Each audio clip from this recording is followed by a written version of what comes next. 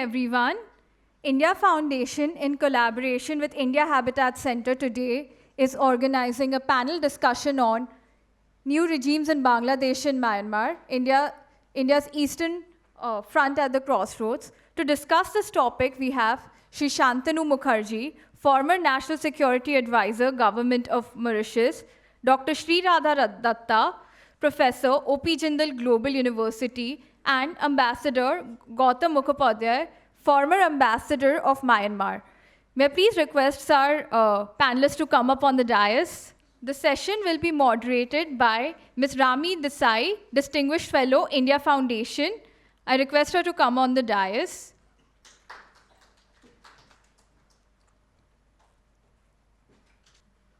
I now hand over the proceedings to Ms. Rami Desai. Good evening and welcome, everyone.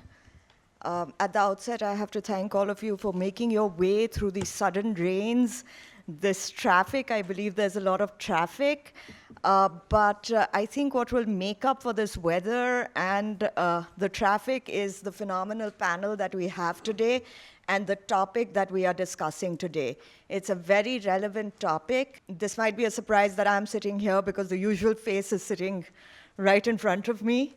But without much ado, let me say this at the outset, that we've had some very turbulent times in India's northeastern neighborhood, and I think it's very important that we are discussing the Northeast as opposed to the Northwest, which is also so important, but the Northeast is usually not looked upon as it should be. We've seen 2 elections happen. We've seen elections happen in Myanmar, which was very anticipated. Many people thought that it wouldn't happen. But having said that, it was also, it seemed like it was preordained that USDP, the military-backed political party, would come into power. The nitty-gritties of the elections is something that will be a part of the larger discussion that we have today. But some interesting developments have happened. I think the big question was, what would General Min Aung Hlaing do after the elections? How would he keep control on not just the government, but also the armed forces, to which end the National Defense Security Advisory Council has formed a union advisory law. We may discuss the implications of that as well, because they have some sweeping powers.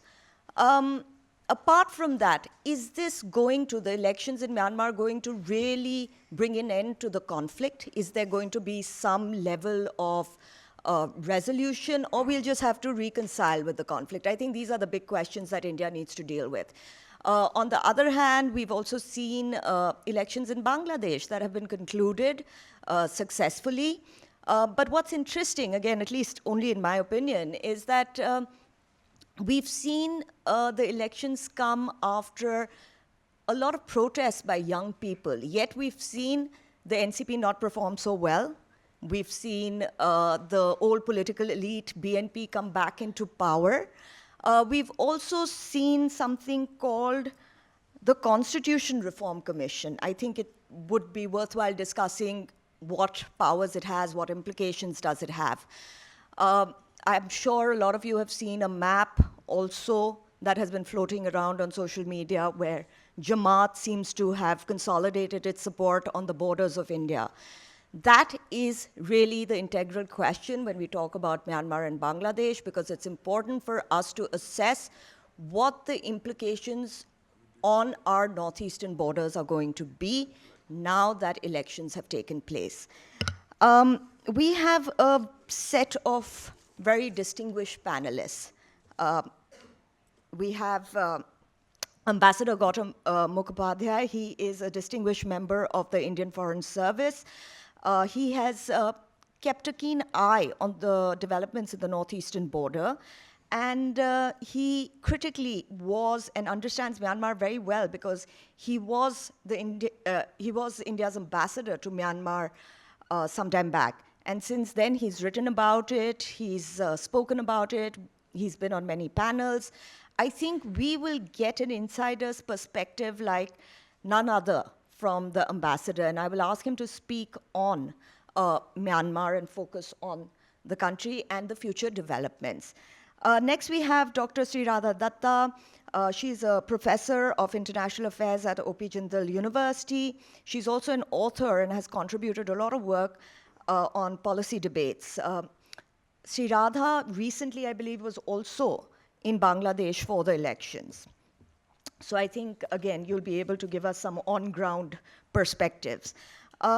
Finally, last but not least, we have Dr. Shantanu Mukharji, who is presently advisor with NatStrat, a leading think tank in Delhi. But previously, he has served in the Cabinet Secretariat on National Security Assignments in India and overseas. Post-retirement, he was also the National Security Advisor to the Prime Minister of Mauritius. I think, having said that and given the introductions, without much ado, Ambassador, may I ask you to give your briefing on Myanmar? And I would ask you also to keep it to 15 minutes. We'll have 15 minutes each for all of the speakers. And then we will take some questions from all of you. Thank you, Rami, for the introduction. And thank you, India Foundation and Captain Alok Bansal for inviting me for this very distinguished panel. I'm delighted to be once again with my old friend Shantanu Mukherjee and my new friend Sreeradha. Only new and old in terms of how long we've known each other. And that's just a function of age. But I also, when Rami said that I was in Myanmar some time back as ambassador, the precise years were 2013 to 16. And so to that extent, I was a witness to the transition from the first USDP government that ended in 2015 and 2015, and the assumption of the NLD in 2016. And of course, today now we see a kind of reverse movement. This incidentally is not unusual for me because I happened to become ambassador in Afghanistan when the transition from the Taliban to the Republic of Afghanistan took place. And of course, today we have an exact reversal of that back to the Taliban. Anyway, I've been asked basically to speak on the elections, but it's not that I have too much to say about the elections per se, that I have not already written about in an article in the Deccan Herald on the 27th of December on the eve of the elections. And my conclusion at that point, even before the elections, and that remains there, and I think that's basically going to be my leitmotif on what to expect after the elections, is that with the opposition parties all disqualified from participating in the election, much like it was in 2010, it was a foregone conclusion that the USDP would win. But whether this was going to make any great difference to the future of Myanmar, or particularly the present of Myanmar, my verdict had been that it is not going to make any difference at all.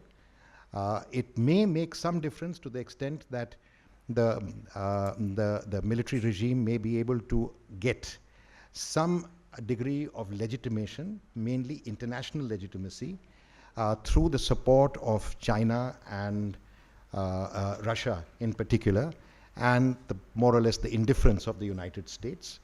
And it may be able to leverage that legitimacy to acquire more weaponry, to acquire more aviation fuel, to be able to continue its reckless and pretty savage bombardment of civilians in Myanmar. And to that extent, to the extent that it would augment their capacity to prosecute a war, it could have a corrosive or an eroding effect on the resistance, on the armed resistance, but that the armed resistance is very deeply penetrated in Myanmar society. It has the broad support of, I would say, if I include the passive support, of close to 90% of the population, that it would not materially affect immediately any change of course. You know, the gamble in this thinking is that in 1988, you had a pro-democracy agitation. The students led that movement. Daw Aung San Suu Kyi was the icon of that movement. By 1990, the then junta, under a different leadership, was able to suppress the pro-democracy agitation. In 1990, they actually had an election which was won by the NLD with a vote of, with a massive victory, which the government then, with the junta then annulled. Parallel with that, they were able to get the Chinese to broker individual ceasefires with the nearly 15 armed insurgent groups, ethnic armed groups that was spread out over the country, and managed to broker a peace and in fact re-establish and reassert its control that lasted from 1990 until 2015. So they were able to re-establish that control for 15 years. I think a lot of people expect that this is going to be a repeat. They did it in 1990. They're going to repeat this in 2025, 2026, and effectively in a few years, the resistance will be eroded, and you will come back to the kind of rule of the military junta, and that somehow the 2008 constitution, in which the 2010 elections were held, would survive. So my sort of verdict on this is that no, it will not. It is possible that the armed resistance may be pushed back to some extent, but we should also factor in the possibility that the probability, in fact, I think it's already happening, that the armed resistance also has its own strategy, and that armed resistance may also reconstitute itself and find another way to find this war. And there are signs of this. You know, one of the problems in the entire armed resistance, the pro-democracy movement in Myanmar, has been, essentially, I think we can divide this resistance into two parts. One part, which is the Bama heartland, which is the majority population of Myanmar, who in the last iteration of this were pro-democracy, and once again they are pro-democracy, and they are against the government. But at this moment, the stronger resistance, the more sort of effective resistance, is being provided by the ethnic armed groups. And the ethnic armed groups of 15, 17, 20, maybe 25, any number of them, have been prosecuting their own individual wars against a common enemy. But till date, they have not been able to get together and to form one solid, cohesive opposition. If they did, I think the probability of the junta being able to last them out, in spite of the asymmetry in weaponry and force, would be very low. So what we saw, and very, very interesting development, and I take you back a little into history, is that between 2021, when the coup took place, till 2024, about October, by and large what we had was, initially we had a peaceful protest against the coup. This was epitomized by what was called the civil disobedience movement. It was led by doctors and teachers, and it was only when this was suppressed brutally by around May or June of that year that by August the NUG declared a defensive armed resistance, a defensive armed war against the junta.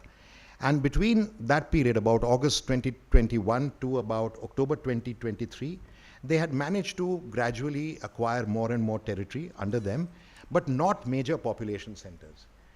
The single fact that made a change to this was that 3 of the ethnic armed organizations, the MNDA that represented an ethnic Chinese group called the Kokang, another what we would call tribal but ethnic-based organization called the TNLA, which were based in the Palong, and the Arakan Army, which is based in Rakhine, which is not really tribal, but it's a pretty mainstream Rakhine sort of. They had an empire at one stage of their own. In fact, they were independent until the 18th century, late into the 18th century. They got together. They didn't unite. They didn't have a common command. But what they did was they were able to coordinate their activities and coordinate their offensives. And in a matter of 1 year and 2 months, that means between what was then called 1027, that means October 27, to December 2024, they managed to take over 2 regional army commands. One in Lasho, very strategic regional military command looking towards China, and one in An, which is Rakhine State, literally more or less controlling the Bay of Bengal portion of Myanmar. And in that time, they also managed to take over almost all the trading posts. They had put Muse, that's the main trading post with China, under pressure. Zaukathar in India had come under them. Tamu was under siege. All the major trading posts with Thailand in particular were at least contested, very severely contested.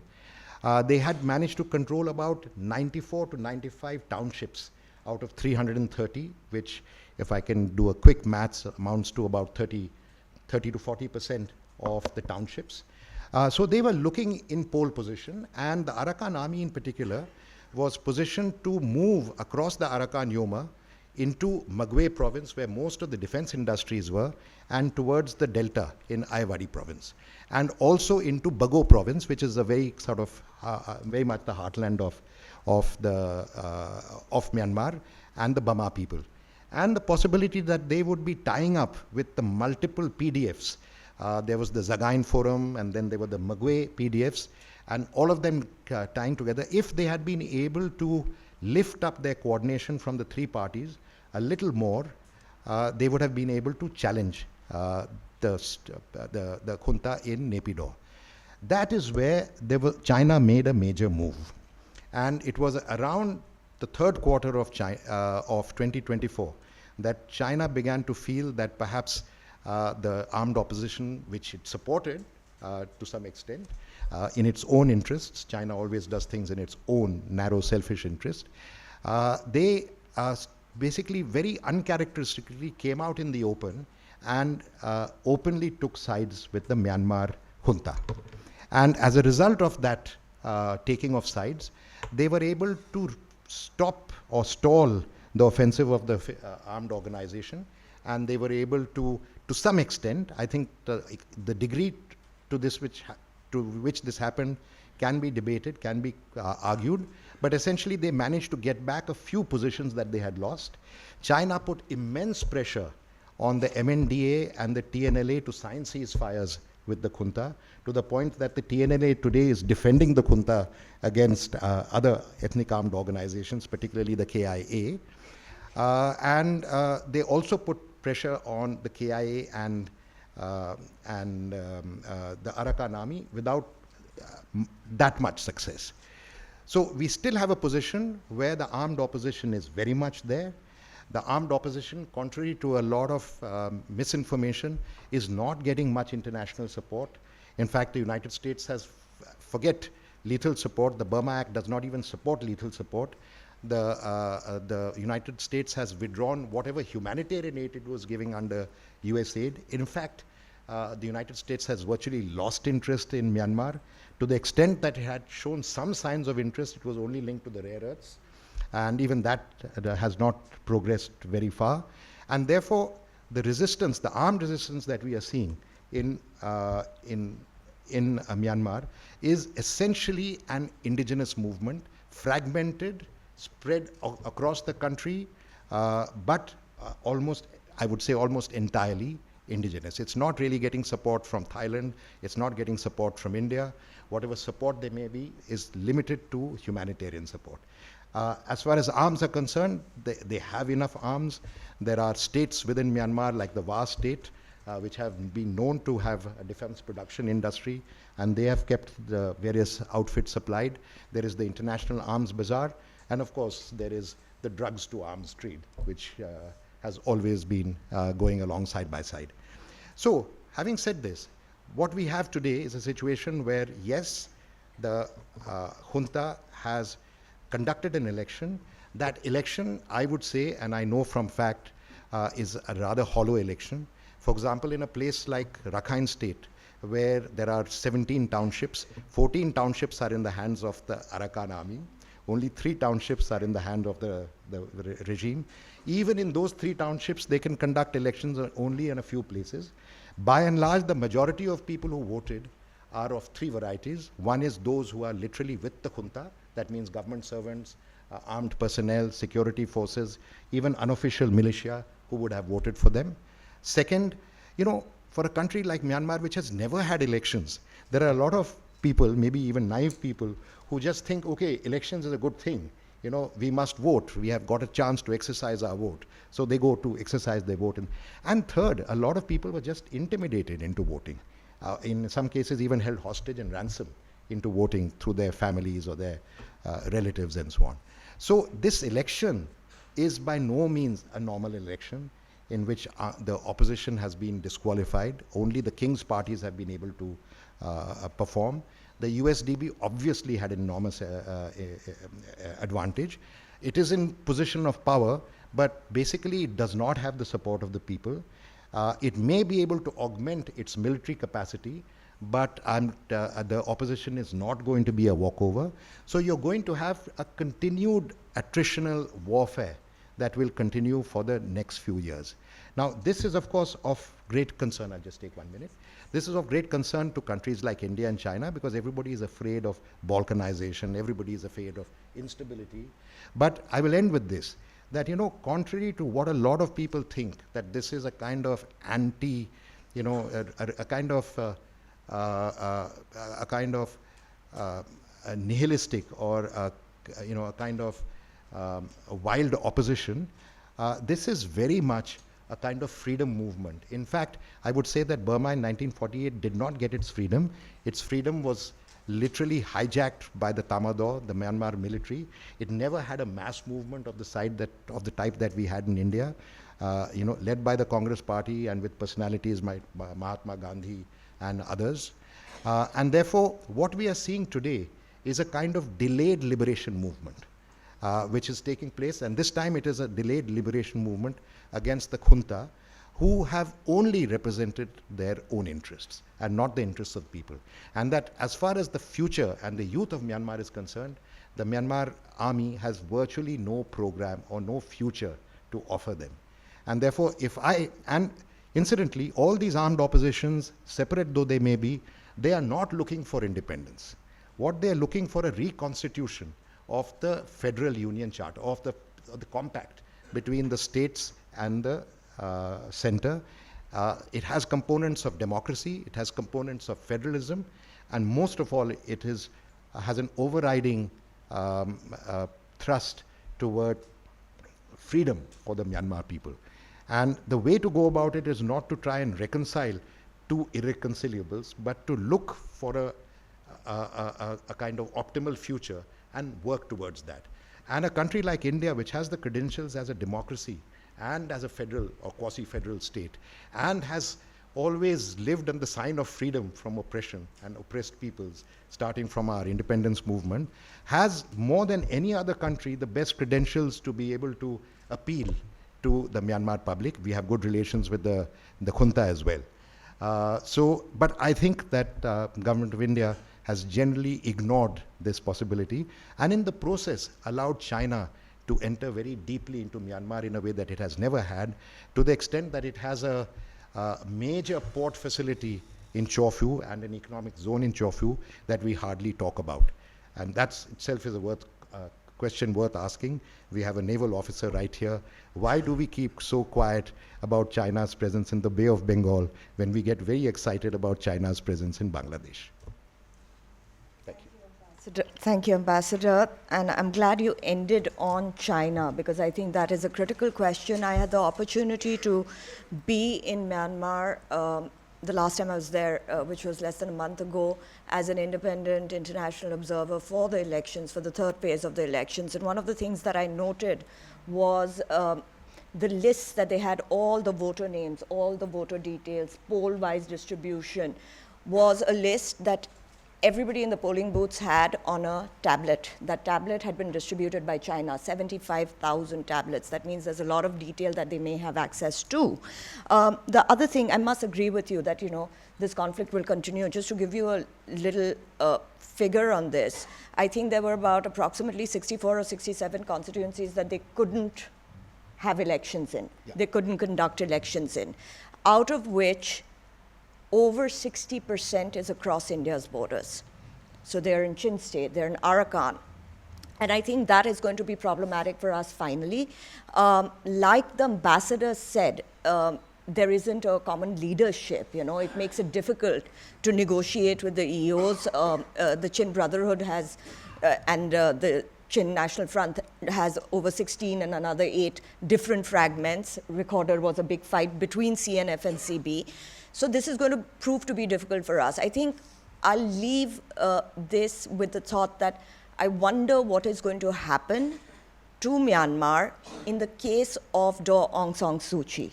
You know, once they assume power, they may have certain amount of legitimacy from China, but I'm sure they will want legitimacy from the West, in which case, what will happen with her? Will they release her? Will they keep her in? And on what basis will they do that? Now, Bangladesh, I'm glad that we look at both of these countries together, but it would take us hours and hours to really delve deep into it. So Sreeradha, you have 15 minutes. Thank you, Rami. Such a pleasure to be here. Okay, so elections this time in Bangladesh, as you know, was the formal figure is about 59.44% turnout. That says a lot. And I was there in January 24 elections, where I didn't see even a cat and a dog on the roads. And I was out from morning till evening. This was a sharp contrast. In earlier elections that I've been in Bangladesh, I've noticed how joyous occasion it is. They sing, they dance, there are flowers everywhere. Maybe this time it wasn't so, because there was a huge narrative which was being built. Again, I think the social media narrative has been extremely intense, both within Bangladesh and India, and about two of us, about how there was, apprehensions of violence. But I think the security forces managed an excellent peaceful election. As you know, there were over 650 international observers. India didn't send anybody. I was only one invited. And there were, of course, media, huge media from India and across the world. Everybody agreed to the fact that it was a free and fair elections. So we had basically, it's interesting also because two actors who have assumed great importance in this election was essentially two coalitions. One was the 10-member group, which was led by Tariq Rahman, who just came in a few weeks before election, and the other one was led by Jamaat Islami Shafiqur Rahman, again, a 11-member coalition party. The final tally stood at BNP having 212 seats, the Jamaat coalition had 78 seats, of which NCP, as you know, NCP was one of the youth student uprising, who spearheaded the student uprising in July, and which led to the Awami League government shutting down, and of course, Hasina fleeing to India. This group initially was going to go alone, but of course there was negotiation going on. Finally, they did go with Jamaat. But what also happened along the way was the women within NCP all stepped down and independently fought. Surprisingly, not many did well. Though NCP had about 6 wins, but the women, except for one, I don't think much of the independent women who stepped down from NCP did well. But this election was, I think, the first time that we saw technology being used so effectively. We had a website shown there, and there were a whole lot of volunteers from all different 50 parties had contested the elections, about over 2,000 candidates, individual candidates. There were volunteers at every polling booth that I went to, and who would just ask you for your NID number, swipe the tab, and you have your exactly, because every polling booth had about 8 centers, booths. Every polling centers had about 8 booths, whichever number it is, and they would give you the specific orientation, and more than that, there were body cameras, there were drone cameras all over. So it was essentially, managed very well, and they said that I attended the press briefing which was given by the Chief Election Commissioner, who said that we are going to have 5 minutes response time in any, such thing. I did try and see if there were any violence going on, but really having gone from 9:30 in the morning till about 6 o'clock, polling, of course, shut down at 4:30. But as I mentioned, there were lots of people on the roads, and of course you saw, because most of the polling centers were in schools and colleges, so you saw children gathering there, playing ball, which I'm essentially saying all this to give you the impression that it was basically an extremely safe environment, and people were coming out with full family. There were lots of wheelchair situations there, and pregnant ladies and all of that. But again, Tariq Rahman returned home after 17 years.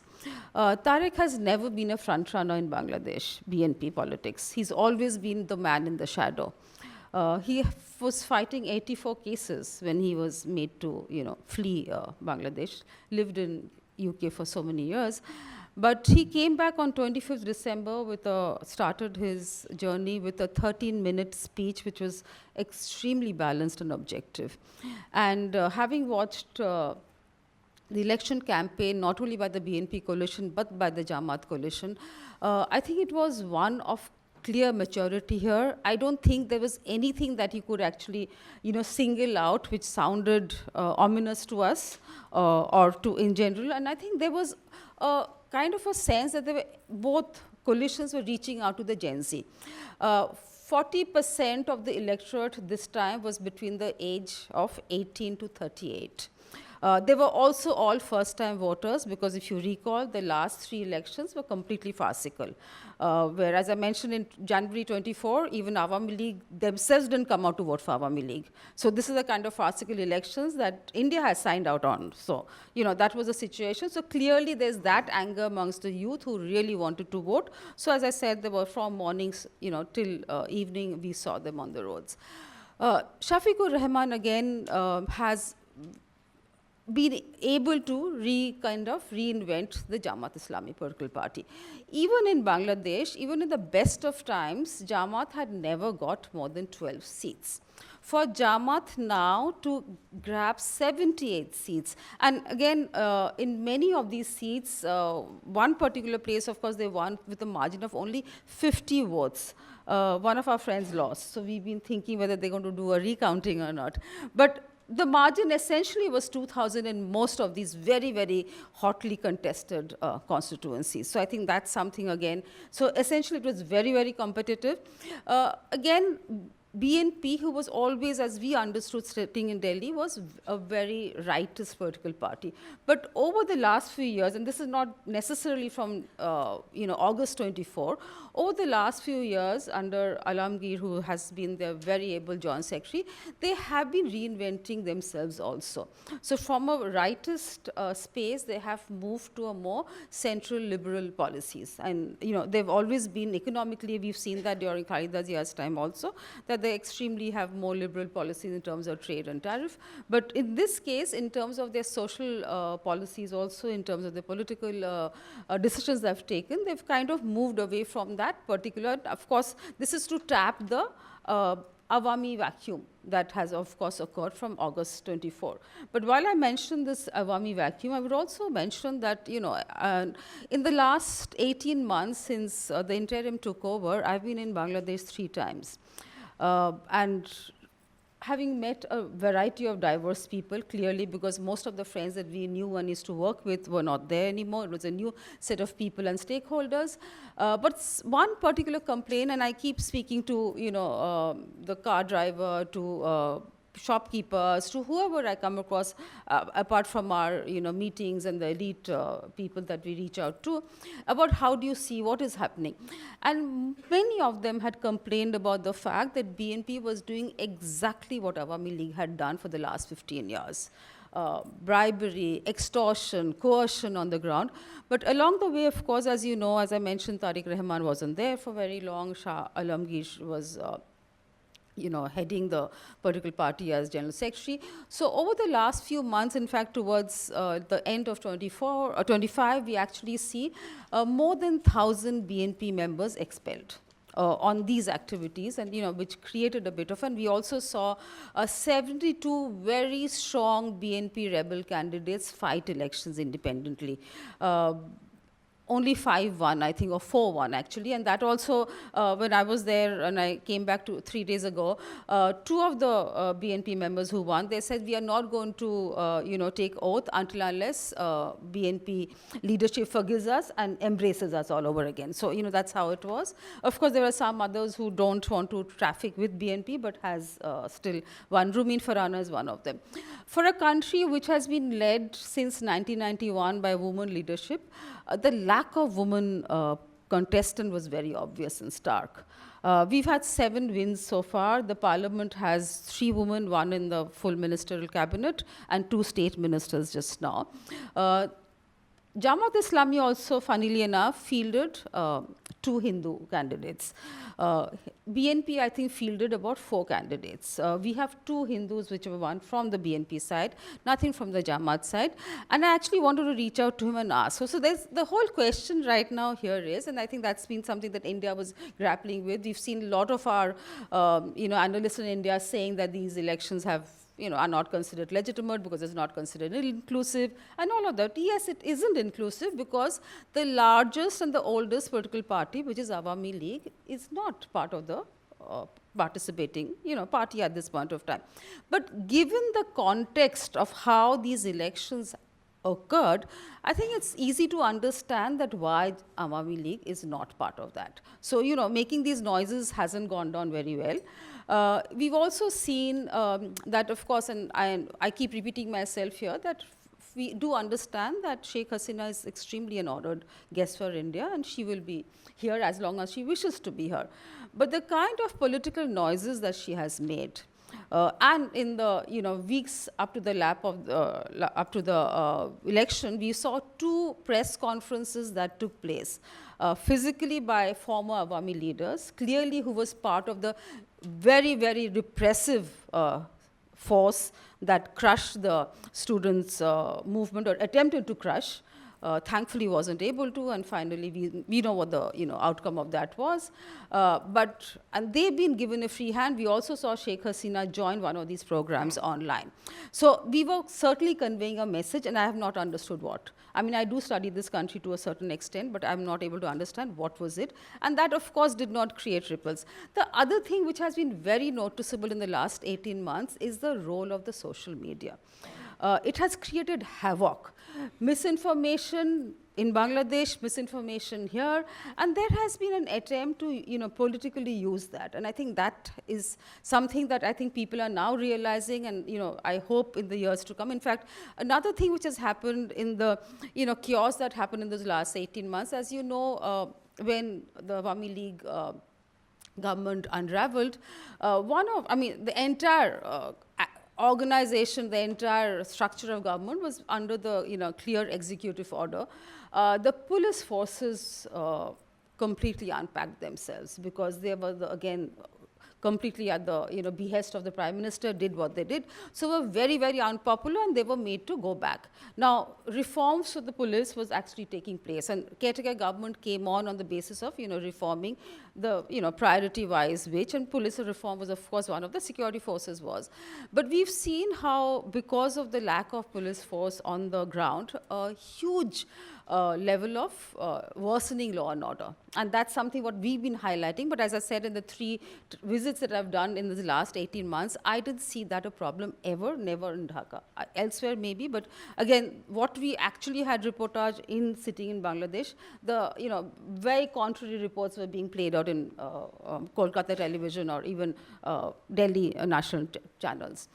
So that was something that we saw. But at the same time, I would say that one particular thing, besides while they did attempt to have some reforms institutionalized, Sheikh Hasina had left the country in a very fragile economic state. We always talk about how Bangladesh has done fabulously well under Sheikh Hasina. The physical transformation, which certainly has happened, again with the help of China, and I'll come back to that later.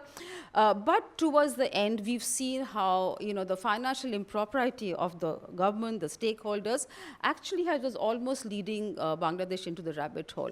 So there has been a bit of a control by the interim, but it's not something that can be done overnight, and that's going to be another priority of this BNP government at this point of time. But what we saw during the interim was there was a huge outreach to other players. We've also known about the disengagement that India and Bangladesh had during that phase for, again, reasons known to many of us. We saw Pakistan and high-level visits happening, but again, the sense there was, even now when I was there, that Pakistan's really eager, and I don't think, and I recall in the past that Pakistan, while officially was one of a bilateral partner, there were almost zero communication between Bangladesh and Pakistan.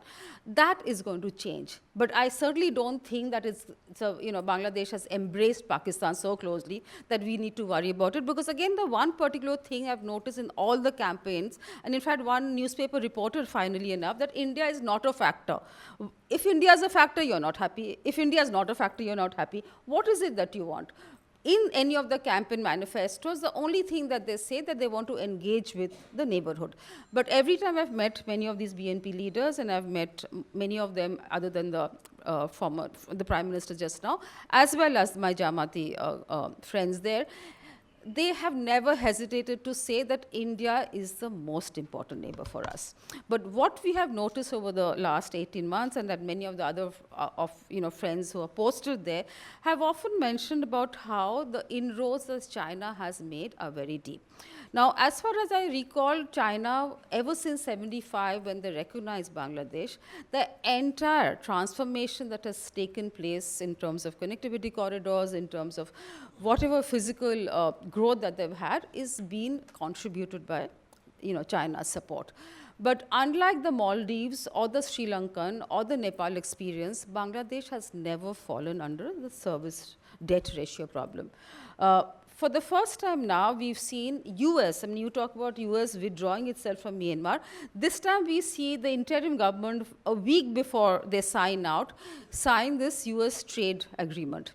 The trade agreement is actually much more than a trade agreement. The first page keeps saying Bangladesh will, Bangladesh will, Bangladesh will. Third page onwards is US may, US may. But more of Bangladesh will and less of US may. So clearly it seems, and I think nobody was happy about the agreement that the interim signed, but looks as an agreement that they have to, honor. So we have now a nice mix there. We've also seen photo ops of how our foreign secretary has met Shafiqur Rahman, which is again a huge complaint always by BNP leaders was that nobody Indian meets us. And every time I go, they've been extremely warm, saying the only one. I mean, I always said, thank you for making the time. Oh, we have the entire time for you because no, you're the only Indian who comes to us. So I think that was a great photo op that's happening. And I think, again, there is going to be, we've been using words like reset and reboot. But I think it's a fact that while Bangladesh certainly needs India more, and there's no two ways to say this, but at the same time, I think Bangladesh also is certainly relevant to India. And there are many ways, and I'm going to leave this to Mr. Mukherjee to talk about the security aspects.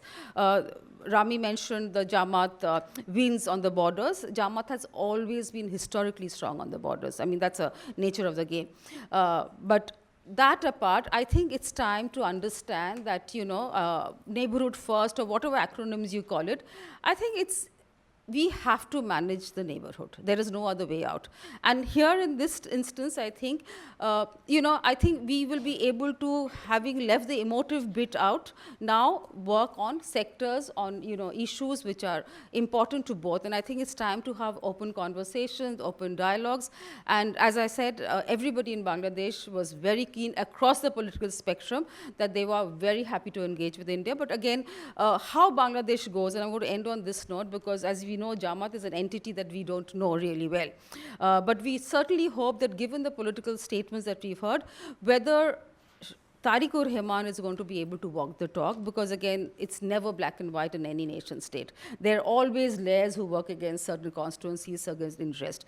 And will Tariq Rahman, the mobocracy that I talked about, the mobocracy was initiated by bureaucrats. Please, don't blame the students for this. Of course, the students took over beyond that.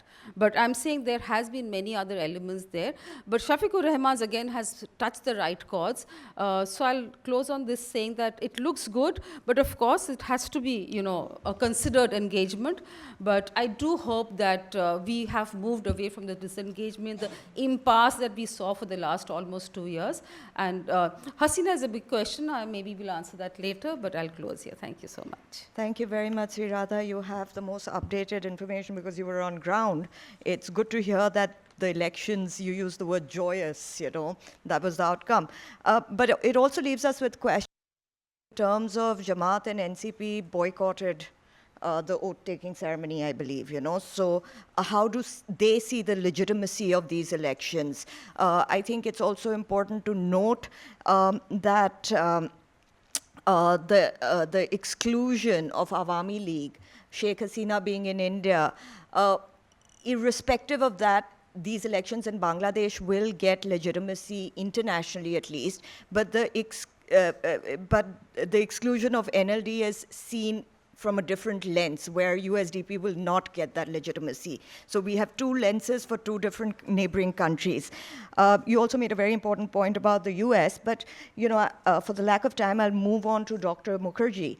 Sir, you have seen this region, you know this region really well, and you've seen it from a security lens. I think it will be important for us to even look at how the BNP plans to balance powers between the US, China, India. Of course, they've made these statements. Are they symbolic? Are they not? What does it mean for our minorities, even though I think, Sreeradha, there are about 4 minority ministers? Two minority ministers. Is that just symbolic, or does that have some long-term commitment? So, sir, over to you. Thank you. Good evening, distinguished audience. And thank you, India Foundation, for giving me this privileged opportunity to speak to you all on Bangladesh. And I'm indeed very happy, in particular, with the 2 other discussions, old persons of professional bonhomie, Gautam and Dr. Sreeradha Datta. Jumping to Bangladesh, very comprehensively dealt by Dr. Sreeradha on the elections. I will very briefly take you to the circumstances which led to the elections. Nothing that you don't know of yet. I will refresh the memory, at least I would like to do so. For the last 18 months, that is ever since Sheikh Hasina's exit from Bangladesh, and the country has been in real turmoil, not only economically, as you said, law and order-wise, anarchy, attack on minorities, looting of the armories, street murders, extortion, dacoities, vandalism, and not only the minorities, we speak about the Hindus, we saw Ahmadiyas and Shias, the Dargahs and all. So the people were very restless about it. They had not anticipated this kind of thing. And then over a previous time, the interim government, the election was evolved. This transition is a wonderful case study for the academics, that how it happened for the last 18 months, and then finally the election came, and our theme is about the elections, because the transition has been extraordinarily smooth. On the contrary, that we had expected army to step in the street, the police with the additional, empowered with magisterial powers, who do have to something. But it was a kind of a bloodless thing, for whatever reasons. That also shows that the Bengalis there, or the Bangladeshis, were absolutely desperate to fill the political void which was created due to Sheikh Hasina's absence, or there was nothing worth a government there in place, as I listed out a number of things. And then everything started falling absolutely in place according to a well-calculated, I'm not trying to attribute it to any extraneous powers or anything, but scheme of things in the interest of Bangladesh. Everybody came into the election mode. The army exercised restraint, did not step in. Army, as you know, for the last 55, 56 years, has played a very significant role in the scheme of things. It produced generals, then produced dictators who floated parties, Ershad Zia and everybody. But this time it was not seen. And then withdrawal of cases of Khalida Zia and Tariq Rahman, as you said, and then Khalida going to London, released, cases withdrawn, army chief meeting her, and before London she went for recuperation and specialized treatment. Everything we see that absolutely being pieced together. And then Tariq's decision to return and take over. But during his 17 years of absence, the grassroots cadres were obviously in touch with him. We as security analysts always feared that any external forces or the forces inimical to Indian security interests could be cultivating him. And even if he returns and the BNP comes back to power, the security interest would be. And that apprehension is there, I don't rule it out. Not because of the external influences over them, general study also. So we have to have a very cautious approach. And then the elections, when they came here, and even BNP perhaps did not anticipate that it would get 200 plus votes and bag an absolute majority. It upset many psephologists or the pollsters, but it came back absolutely with a bang. And now we see that cabinet is in place, the ministers, everything has been taken care of, a set of advisors have been appointed, and the BNP is going to rule. So BNP is numerically well placed, but Dr. Sreeradha also told about Jamaat. Now Jamaat, no doubt you are right that you said that Jamaat has always been having a stronghold on the bordering districts. But last time, as you said, that the number of seats were less. This time it is well over 70. So that gives them, that bolsters their morale. This is a shot in their arm because numerically they are 70 plus. Now imagine Jamaat, which has been anti-India, is trying to engage, and I feel the Foreign Secretary's photo with him meeting and earlier some diplomat, unknown diplomat, meeting Shafiqur Rahman, who comes from a good family from Sylhet. He has JSD connections also with forward-thinking parties, family of the doctors. See the academic coming into the religious indoctrination and coming is there. But it will be a great pinpricker for BNP. And on the floor of the parliament, because of its rhetoric, I see that they'll be wreaking havoc because they will be addressing core issues like eradication of corruption and others, then more perhaps liberties to the Islam-Pasand parties. These are the issues they will try to put BNP on the back foot or at least on a tight leash. Will not allow BNP to breathe easy. It has also not forgotten that many of their leaders were proceeded with this crimes tribunal and they were hanged. So that kind of somewhere, this is just a reading, there's no evidence that this kind of vendetta that speaks. And that in transforms to Hasina, and then Hasina that to India. This is one. There's no direct security implication, but the thought is there, that would be there. Another danger, which needs to be red flagged, is that rallying of the other communal forces. On his part, Tariq Rahman did very well in reaching out to, say, Islamic Andolan Bangladesh leader, to Shafiqur Rahman, and then also to the 15-year-old party, Hifazat-e-Islam of Chittagong, which was not favorably disposed toward BNP, and towards the end was against Hasina as well.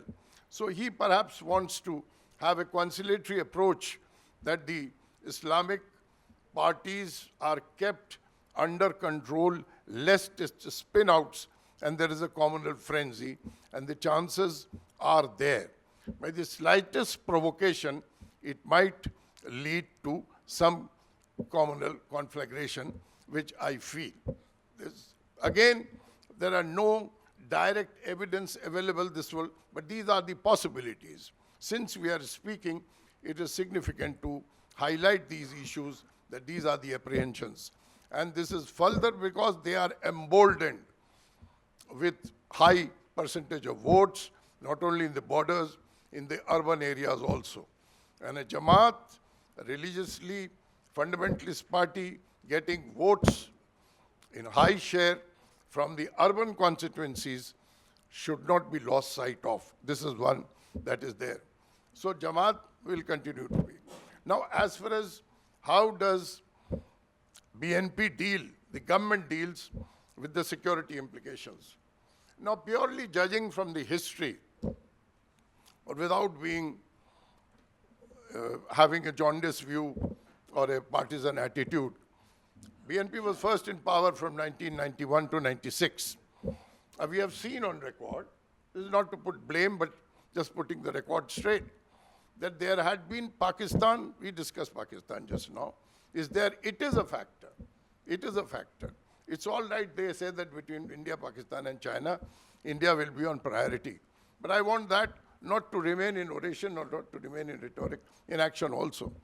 Because in the last 18 months, what we have seen, that Pakistan has made inroads.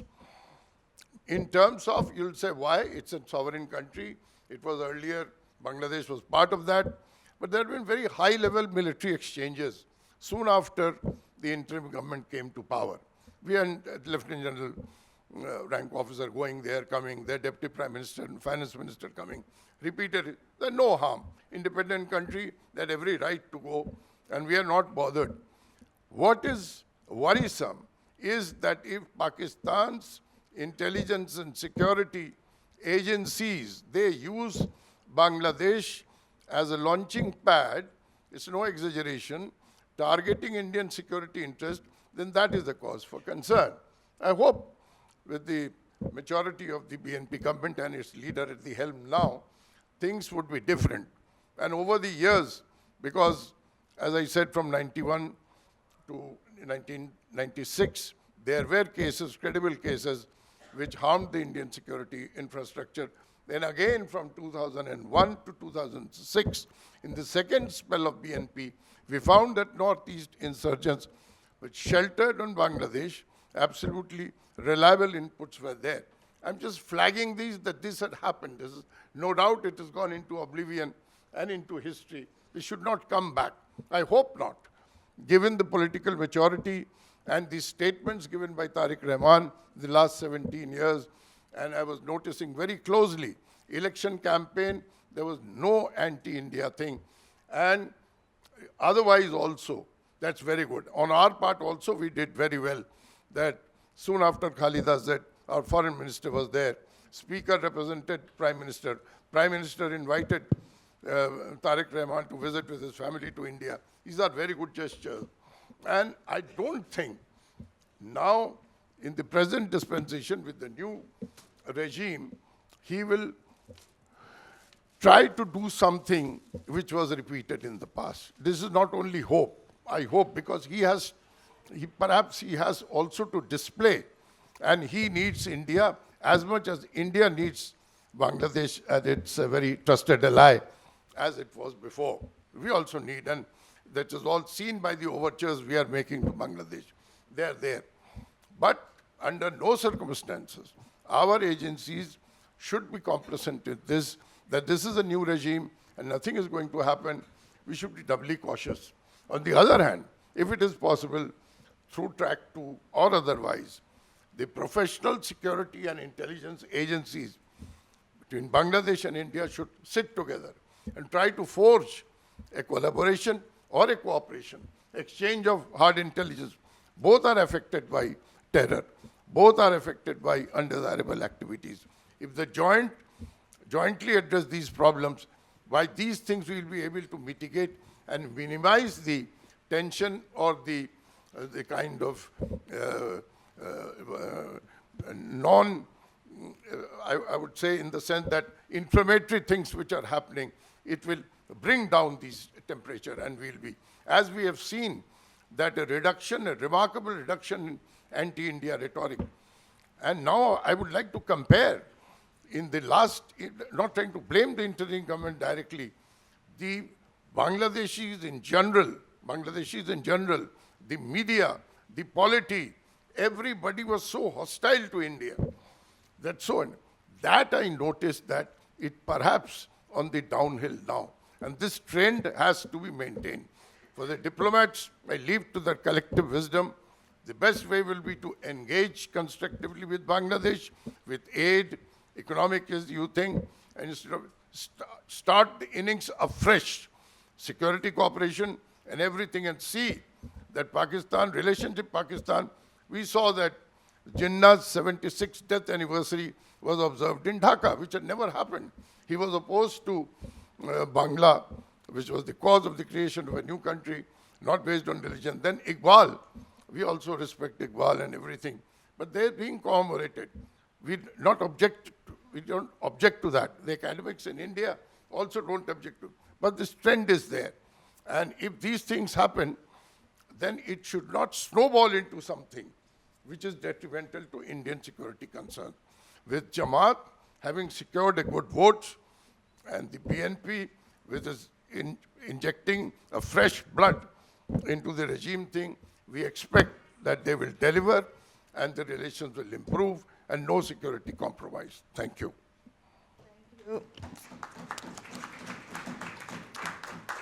Thank you, Dr. Mukherjee. As expected, you really gave us an overview of the security cautiousness that we need to have while we are happy that this process has taken place and we have a new election. It still brings up questions in our mind, questions like whether an interim government is equipped to sign an agreement in the first place with the US, considering it wasn't, elected. Maybe it was, maybe it wasn't. We also have to wait and see what happens with the much talked about humanitarian corridor, which was something that came up in a very big way on Indian social media and with social observers, considering that the NSA then, today is the foreign minister. So I think it leaves us with a lot of questions, and it's not just about US, China, but I think we should also look at how Turkey is coming into the neighborhood. So these are big questions, maybe for a bigger conversation. But I think what we've realized by both, talking about Myanmar and Bangladesh is, in both instances, we have to be cautious. We have to increase engagement on multiple levels. We have to watch closely from a security lens and then engage in that manner. I'd like to now open the floor to questions. Please make your questions very short. Tell us who is it for. But I am compelled to give it to our Executive Vice President, the first question to Captain Alok Bansal. Well, I'm afraid I'm not going to be brief. I just wanted to be very clear. Because Sreeradha said the elections were free and fair. Now the point is, in 2001, when BNP won 2/3 of majority, Awami League still got 40% votes. So if you don't allow the largest political party to participate, obviously the voters of that political party would go helter-skelter. The first question that comes to mind is, how many of Awami League cadres actually voted for Jamaat? Because in constituencies which were away, their enemies were BNP. So obviously they were looking for something, and I think, is that the one which has actually led to the bolstering of Jamaat cadres? Because what is important is Jamaat got 31% votes. The seats are not so important, but 31% votes are important. And Jamaat's ideology is equally important, which opposed Bangladesh. Incidentally, Jamaat also opposed Pakistan in 1947, but that's a different ball game. So how do you look at the concerns as far as Jamaat is concerned?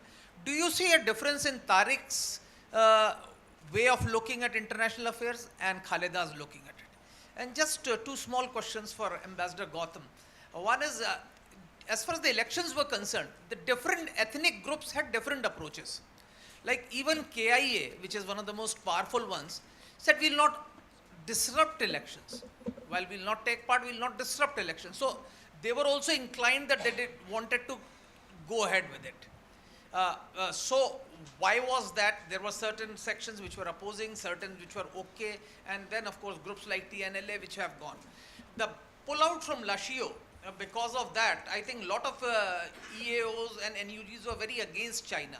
So how is the general feeling as far as Myanmar is concerned? Is it even more anti-China than it was? And finally, why are we afraid of balkanization? Sreeradha. Okay, so I don't think there's any point discussing whether the elections are free and fair without Awami League. I said that they're not inclusive, but they're free and fair. But we've never had election which is inclusive in the last 10, 15 years. So, I mean, but my point here is Bangladeshis wanted to elect a government.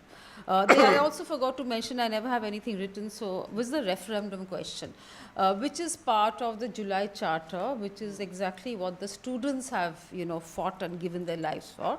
Basically, 4 essential questions as to how they want to, see this particular government or the Constituent Assembly, which is going to usher in some substantial electoral and constitutional changes, which essentially means, apart from the 30 other reforms, that it's going to be a bicameral parliament from now onwards. They have 6 months to decide on work on this. The Prime Minister will have only 2 terms. The leader of the party and the prime minister will have to be two different heads, and several other such things. So 4 questions were asked during the referendum, and you saw again 68% voted for the referendum. So they will be under discussion. The point that Rami made about how NCP and Jamaat didn't attend the oath ceremony, but that was not accepting election. They were saying that why did you not take an oath for the referendum? And they said the referendum is going to be built. We've already signed it, and even when BNP signed it, there was a note of dissent. So it's going to be up in fact, to make my life easier, I'll say read my op-ed, which is coming tomorrow on Frontline, where I've actually highlighted many of this. So Awami League is, we all understand that. I think cephalologists everywhere say there's basically the 2 main political parties, mainstream political parties, erstwhile, not anymore, because Jamaat has reinvented itself into a mainstream party. So yes, 30% of voters, what was Jamaat, Awami Leaguers, where were they? Now, we don't have details as yet. In certain areas, I mean, this is again television discussion and all of that which emerged, that the morning half, one got an impression that the conservative society elements were coming in to cast their vote, which made Awami Leaguers come out to ensure that Jamaat doesn't get the numbers, which they were apprehensive that Jamaat would get these numbers, so they came out. But there are many places, and I actually spoke to a Hindu gentleman who has been slammed with a couple of cases by the BNP neighbor. It is Jamaat who is saying that we will save it for you. So in certain areas, which includes the border districts, that Jamaat has actually been very active and in supporting Awami League. So whether some Awami League were coerced into coming to the booth, so whether they did a nota, we don't know. But some certainly didn't want Jamaat. But the story changes if you look at the student election body, where in these all that was held, and I was there actually present when the Dhaka University elections were held, Jamaat won, Shibir, the student faction, won landslide. Now, again, the analyst is that for the last 15 years, when Sheikh Hasina's government, everything being equal, Awami associated student would, get the admission. Also under Sheikh Hasina's time, Qawmi educated children from class, were accepted into the university system. All of them apparently voted for Jamaat because they didn't want BNP to come. But not only have they voted for Jamaat, and it's been almost 8-9 months, the kind of services Shibir has, and I've seen that for myself. Free food when the hostels are shut down for occasions like for Eid, some children don't go back, but they give a complete, something like a langar that we see here. We've seen sanitary distribution dockets everywhere. We've seen books being distributed, and we've seen, in fact, I have a friend of mine whose daughter is in the first year university, and she's saying, Jamati hoye gelo, because she's always coming back home and speaking so favorably. And again, I've said that Jamati, they've really reinvented themselves. They're wearing, of course, you see ladies with only their eyes slit, so we don't know who we are speaking to. But they're also, look at Tariq Rahman, blue jeans and white shirt. That was his campaign attire, which was never the case earlier. Even now, the Jamaat and the Shibi students again have reinvented. Again, the one point which has actually enabled Jamaat to become a mainstream is their very clear auditing that they do on their financial statements. This is something that no political party has ever done. Even when they get a 5 rupees zakat, it's there. So, that's something, and every child, every youth I spoke to at so many polling booths, they all talked about a non-corrupt Bangladesh. That was priority for them. Governance was a factor, transparency was a factor, and Jamaat always has offered these things. So right now, I think Tariq has to up his game. And it looks very reasonable at this point of time, but again, as I mentioned, there are many other layers there. But I think Jamaat again has moved out from its, at least I speak to Dr. Tahir, who's the vice chairman, many times, and he said, we've accepted Bangladesh. We've accepted that, we can't live with Pakistan. Even on Pakistan, he said, what do we have from them? He said that. He said, of course, Karachi port they gave us. They have a direct flight now, which wasn't there earlier. But he's saying we know the limitations. We've been brothers before. They're very pragmatic about it. So I completely agree that earlier, in 2001, 2006, we've seen how Pakistani elements has been a huge concern. So again, despite the fact that political linkages were low in the past, the defense and military links were always very strong, right? So we expect something like that to happen. So obviously cautionary, but I don't think the hyperbole we see in the narrative, in the media narrative, I think we should tone that down a bit. Thank you, Sreeradha. Ambassador. Thank you. Just a short aside on your point. Basically, clean finance and welfare measures have always been part of the armory of fundamentalist, outfits. Taliban also. Thank you, Alok, for your questions. So this may seem counterintuitive. Different approaches. Some of them ignored, some of them may have opposed. By and large, the armed opposition and the opposition ignored the Myanmar election. One could have expected much more opposition. One could have expected campaign violence. One could have expected violence during the day of the elections, in election, poll posts and so on. A little bit of it happened, but actually very little. And I've spoken to a lot of the opposition, and basically they said that this election is illegitimate. We are not going to dignify it with any kind of opposition. For them, it did not matter.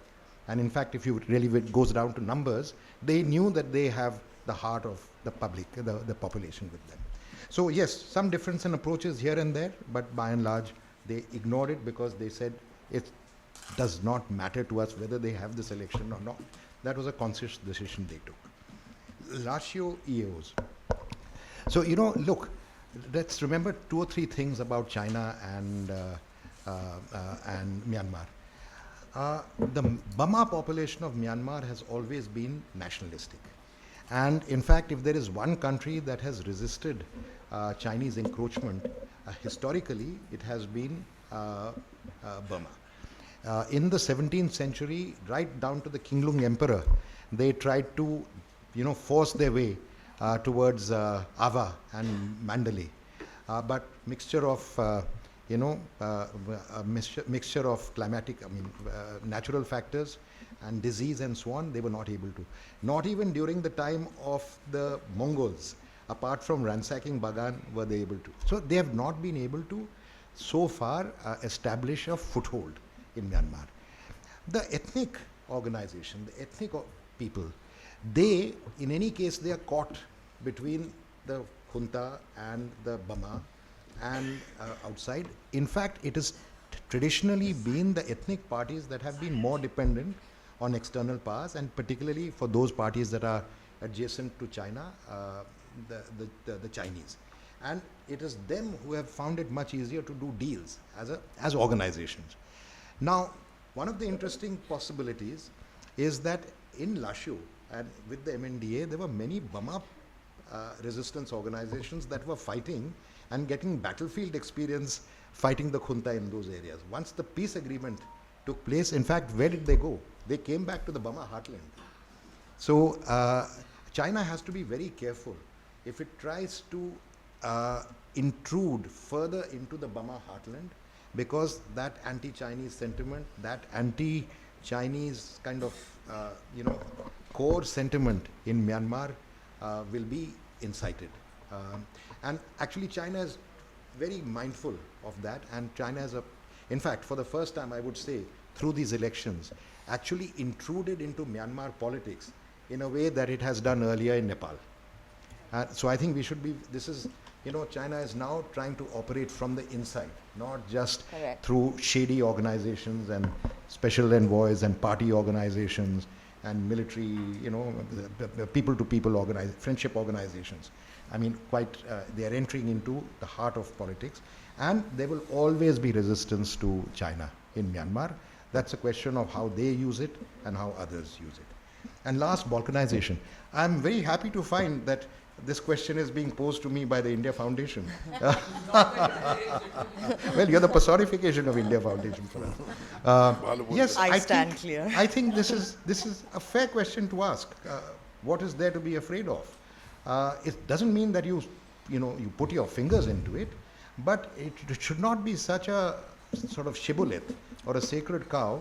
For all you know, for the armed organizations or the political organizations that are on your border, it's maybe actually easier to deal with them than through the center. You know, it will complicate your relationship. But by no means am I advocating this. This is a matter that we have to be very firm on. No interference in internal affairs. Let them sort out their problems diplomatically in terms of a future shape of Myanmar. We should help the Myanmar people. We should help the Myanmar youth. We should make sure the Myanmar people are with India. So that's my answer to your question. Thank you, Ambassador. But as I'm moderator, I'll just like to add two more things. When you said, sir, that China has, come in politically, I think you're bang on that, because the largest voter turnout, there was approximately 56%, 54 to 56% overall. Largest voter turnout was in the northern areas, and the turnout was 95%. That is probably what made the 50%. Correct, and these were TNLA, MNDA, WA State, KIA. KIA sells 80% of its rare earths to China. Why would it want to disrupt its relationships?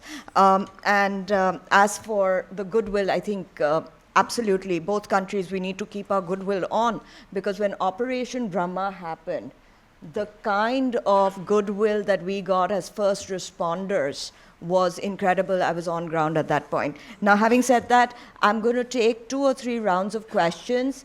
I have seen 3 hands first, so I'm going to start with Sonu and then the 2 of you. Sonu, please.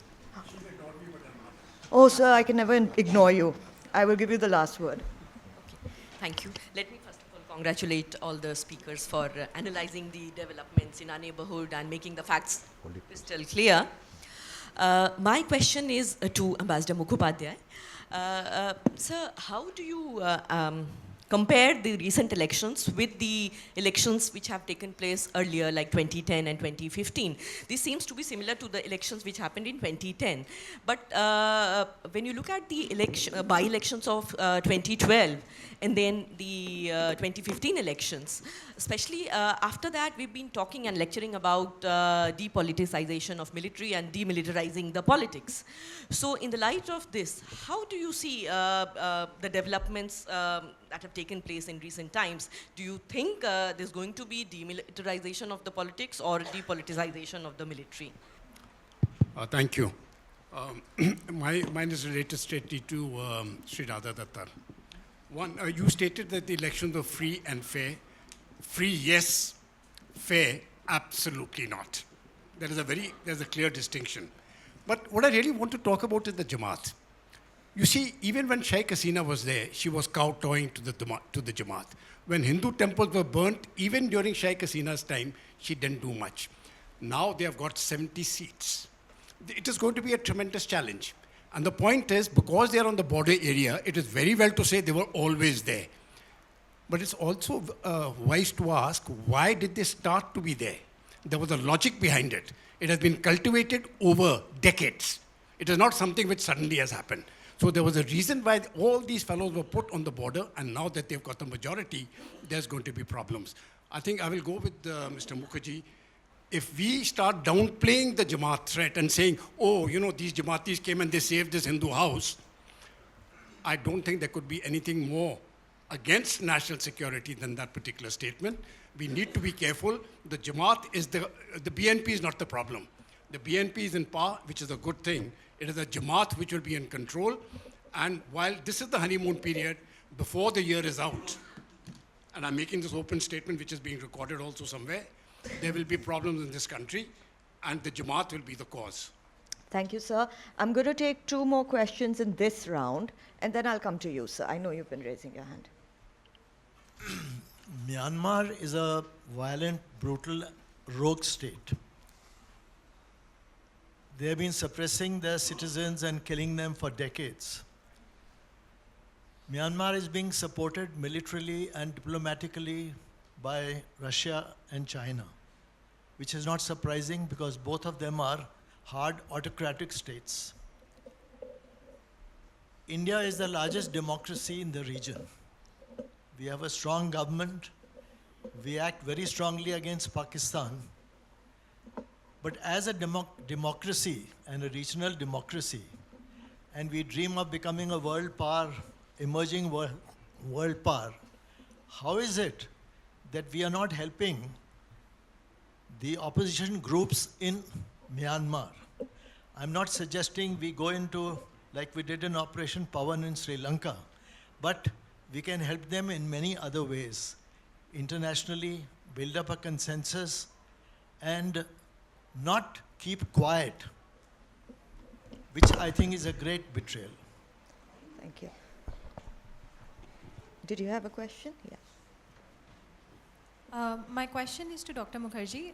Sir, my question is just very brief. Given that we do see the new BNP government as sort of having better relations with India, do you think that the two major issues that have occurred in the past 18 months with the interim government in place, one regarding the BSF and what the statements have gone across about the killings, and second regarding the contested issue of smart fencing, do you see these two issues getting solved in the near future with dialogue between the two governments? Thank you, sir. What I'm going to do is, because we're really running short of time, and I'll need to give my speakers time to respond. So you've been raising your hand for a bit. I'll give you the last question, but there'll be ample time for everybody else to discuss with the speakers over tea.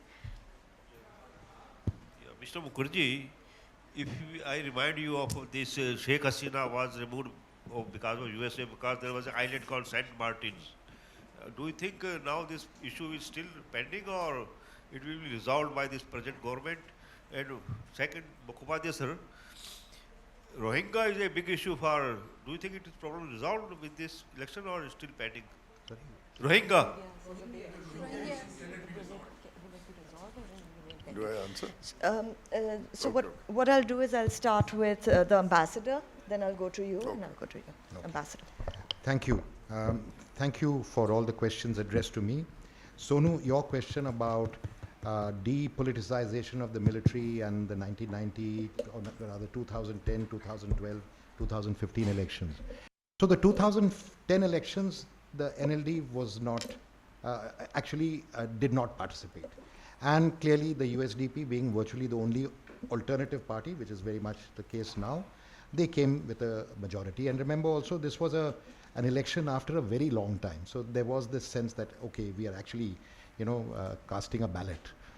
2012, the by-elections, if I'm not wrong, there were about 44 seats. The NLD joined the elections, participated, they won 43 of the 44 seats.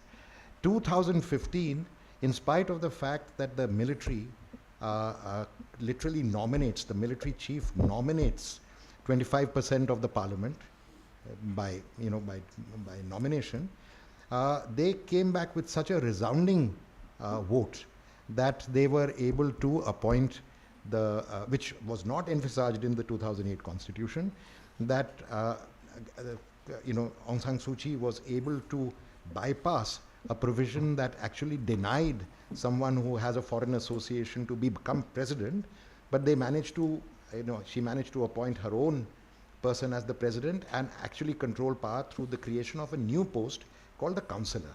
And so she came with a resounding victory in 2015. That was repeated in 2020. Whenever the NLD has contested elections, whether it was in 1990, 2012, 2015 or 2020, they have come back with a resounding victory. If tomorrow elections are held, in spite of the fact that Myanmar is fragmented, in spite of the fact that NLD may not get the same number of votes in the ethnic areas, the opposition and perhaps even the NLD will once again come back with a resounding victory. There is no question. The only condition in which the USDP can win is by keeping political parties that are credible and that are with the people out. So I think that is it.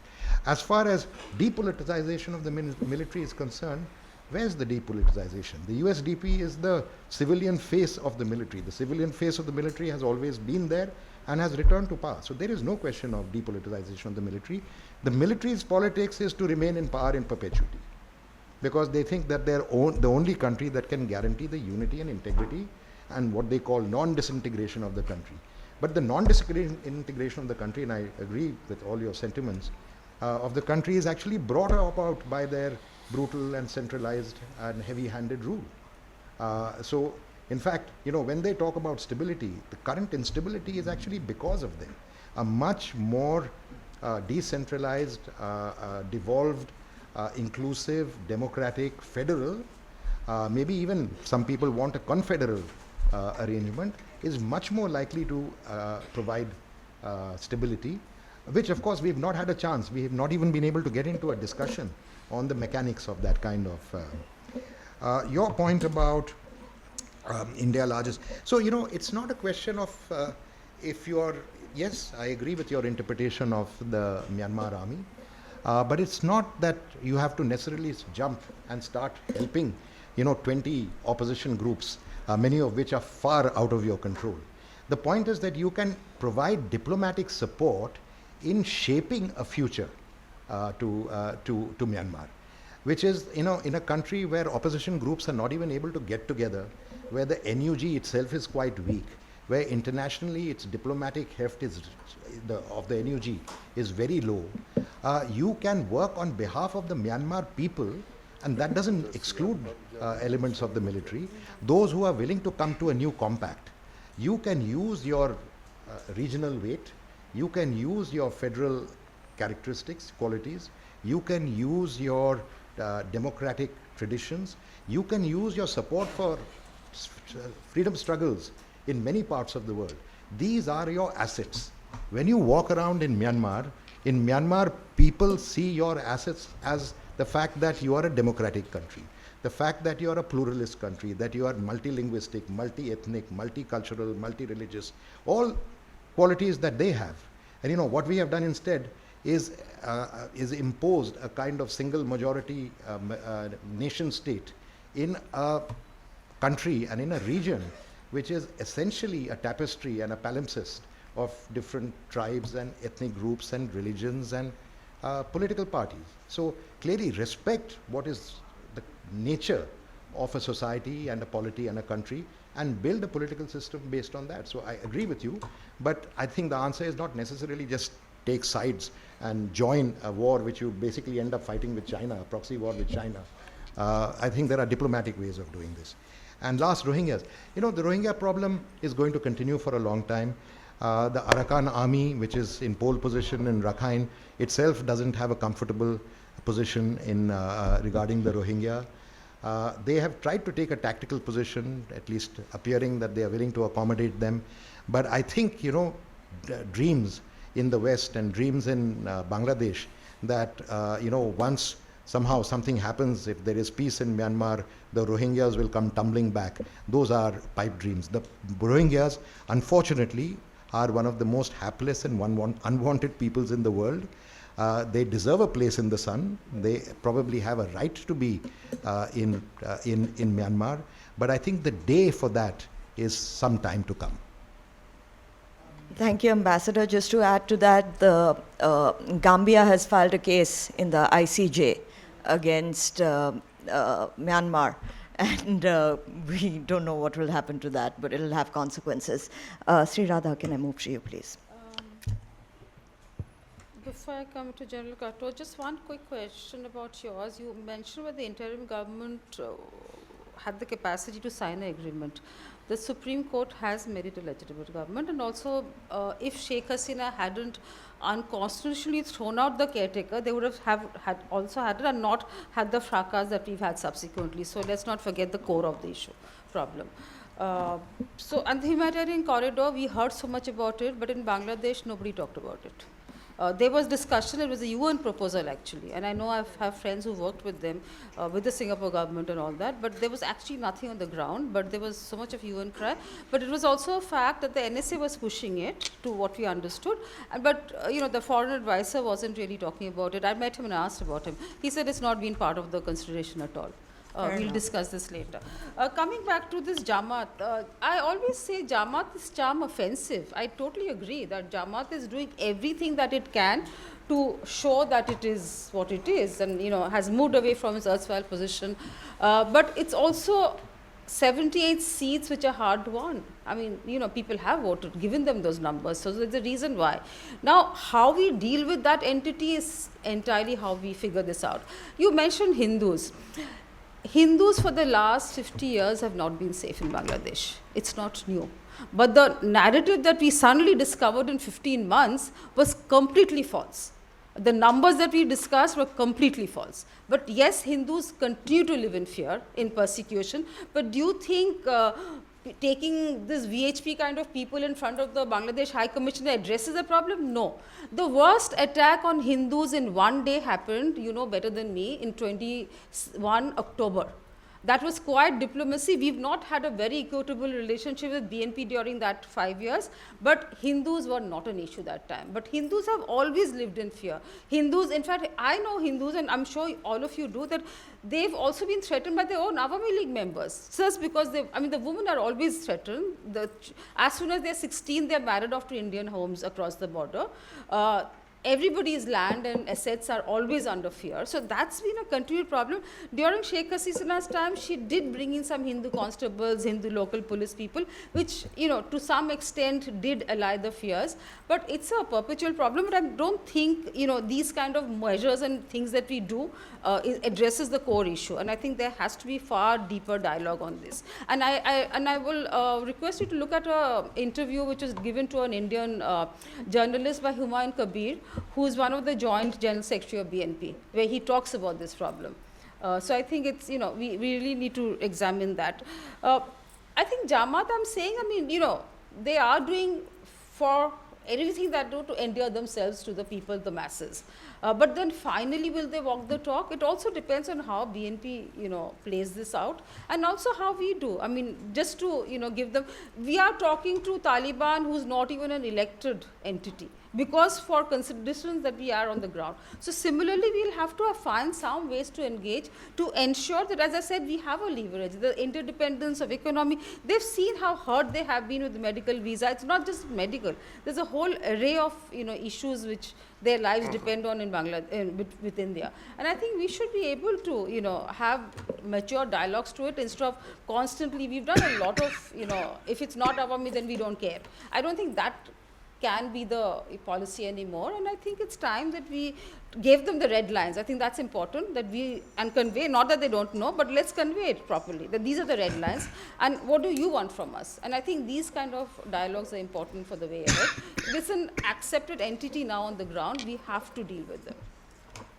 Thank you, Sreeradha, and finally to you, Dr. Mukherjee. On the Rohingya issue, whether it will be, what is the solution and all. There's nothing in sight, and I don't think the present new dispensation has got prioritized this as number one. It has been there, the Rohingya number has swelled from August 2017. So it is in its 9th year. Nothing has been. It will be tackled, and alone Bangladesh, I don't think, can be. They were shifted from the Rohingya camp, Teknaf, to a particular area. They are there. What is from the security point of view is to keep an eye on a hawkish eye, whether they are not indoctrinated. They are reported to have been involved in many organized crimes and fraudulent means, etc.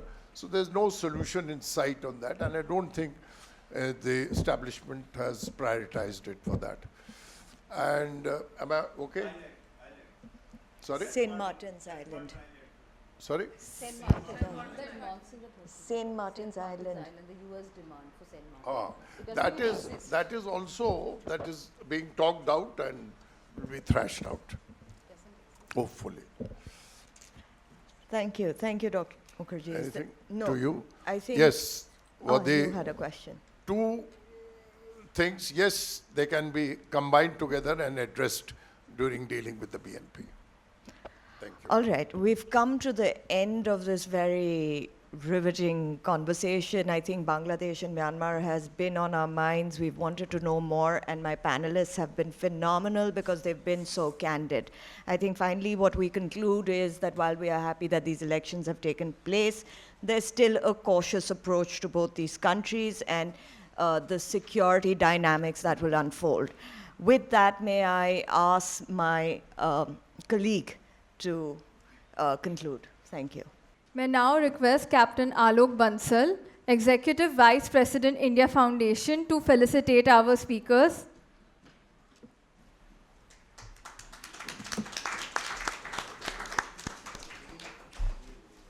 Thank you, sir. Okay, thank you.